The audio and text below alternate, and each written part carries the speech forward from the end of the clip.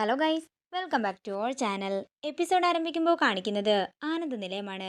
ഐശ്വര്യ പറയുകയാണ്, ഈ പാട്ടല്ല ഞാൻ കേട്ടത്, ഞാൻ വേറെ പാട്ടാ കേട്ടത്, അതിപ്പോഴും എൻ്റെ കാതുകളിൽ മുഴങ്ങി കേൾക്കുന്നുണ്ടെന്ന് പറഞ്ഞ് ഐശ്വര്യ അവിടെ ആകെ തിരയുമ്പോൾ അഖിലും ശ്യാമയും പറയുകയാണ്, അതൊക്കെ ഏട്ടത്തിലെ തോന്നൽ മാത്രമാണ്.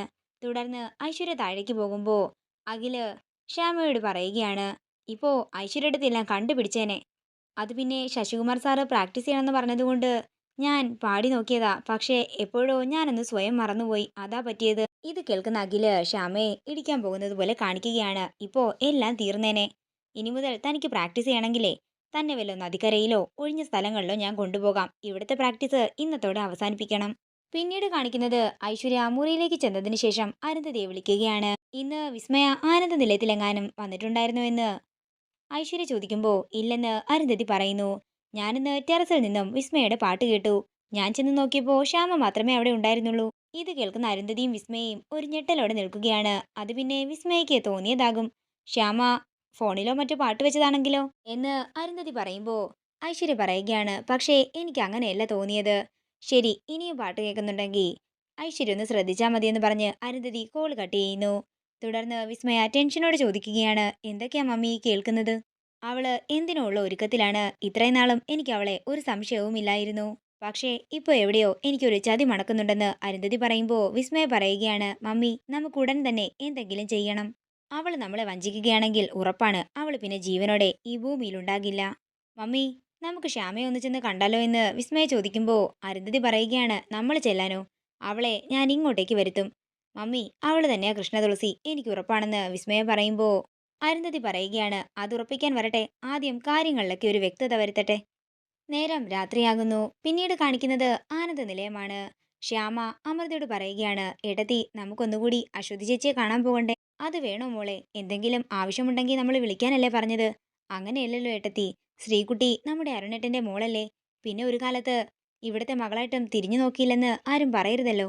ഇത് ആരെങ്കിലും കൂടി അറിയിക്കണ്ടേ എന്ന് അമൃത പറയുമ്പോൾ ശ്യാമ പറയുകയാണ്, വരട്ടെ, കുറച്ച് സമയം കൂടി നമുക്ക് കാത്തിരിക്കാം. അതിനുശേഷം നമുക്ക് അഖിൽ സാറിനോട് കാര്യം പറയാം.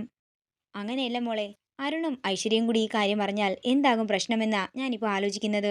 അമൃതേടത്തി എന്റെ കൂടെ നിന്നാ മതി, ബാക്കിയെല്ലാം ഞാൻ നോക്കിക്കോളാമെന്ന് ശ്യാമ പറയുന്നു. നേരം പുലർച്ചെയാകുന്നു. പിന്നീട് കാണിക്കുന്നത് ശ്യാമയും അമൃതയും കൂടി അശ്വതിയുടെ വീട്ടിലേക്ക് ചെല്ലുന്നതാണ്. അങ്ങനെ അവരവിടെ ചെല്ലുമ്പോൾ വീട് പൂട്ടിയിട്ടിരിക്കുകയായിരുന്നു. ഇനി അവര് നാട് വിട്ടെങ്ങാനും പോയോ എന്ന് ശ്യാമ പറയുമ്പോൾ അമൃത പറയുകയാണ്, നീ ഒന്ന് വിളിച്ചു നോക്ക്. അങ്ങനെ ശ്യാമ അശ്വതിയുടെ ഫോണിലേക്ക് വിളിക്കുകയാണ്. ഏട്ടത്തി, ഔട്ട് ഓഫ് കവറേജ് ഏരിയ ആണല്ലോ പറയുന്നത്. ഇനി ജഗന്നാഥനോ മറ്റോ ഇവരെ എന്ന് ശ്യാമ പറയുമ്പോൾ അത് ശരിയാ, ഒന്നിനും മടിക്കാത്ത ആളാ അയാളെന്ന് അമൃതയും പറയുന്നു.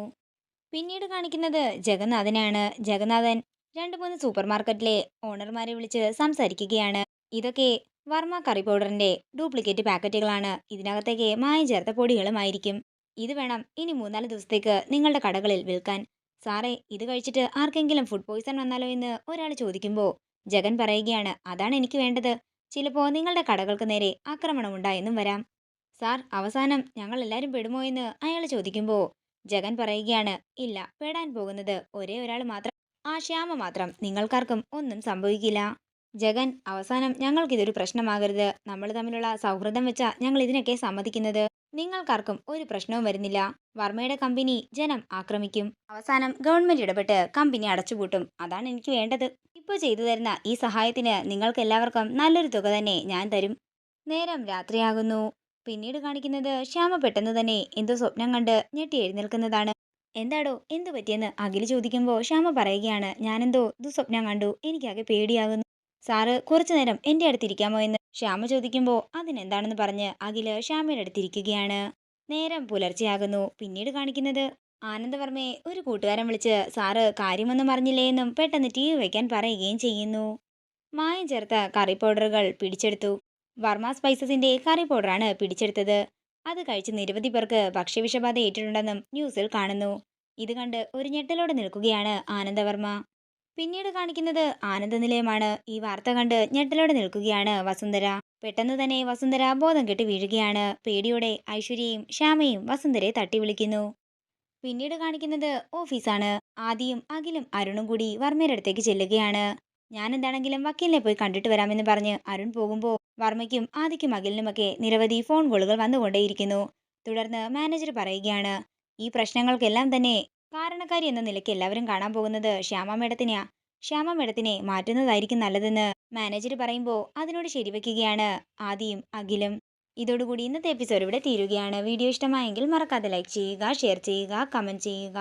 കൂടുതൽ സീരിയൽ അപ്ഡേറ്റ്സിനായി മറക്കാതെ സബ്സ്ക്രൈബ് ചെയ്യുക നയൻസ് ക്രിയേഷൻസ്.